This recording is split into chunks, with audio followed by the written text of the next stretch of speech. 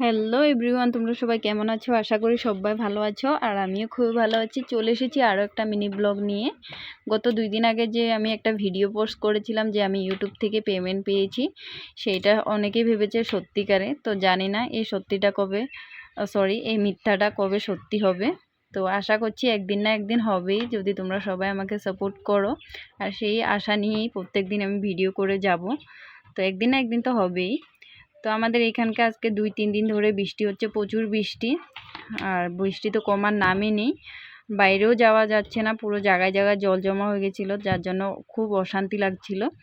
আর এদিকে আরদিয়ার পাপা বাজার থেকে মাছ পাঠিয়ে দিয়েছিল, সেইটা আমি কেটে কুটে পরিষ্কার করে নিয়েছি আর নুন হলুদ দিয়ে মেখে নেব। আর সাথে কয়েকটা কাঁঠালের বীজ ভিজিয়ে রেখে দিয়েছি, পরে পরিষ্কার করে ধুয়ে নেব।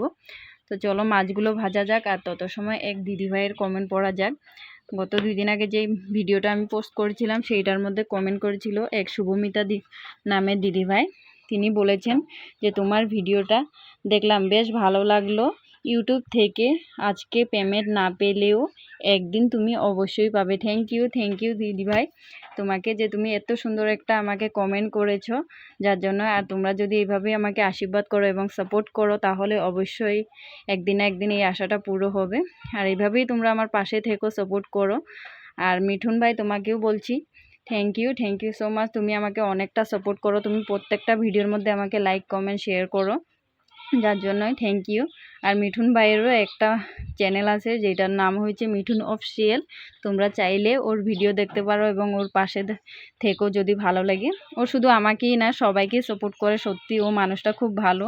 তো তোমরা যাও, গিয়ে দেখো একবার ওর চ্যানেলটা চেক করে। আর ওখানে ভিডিও, ও কি ভিডিও পোস্ট করে, যদি ভালো লেগে থাকে অবশ্যই ওর সাথে থাকিও।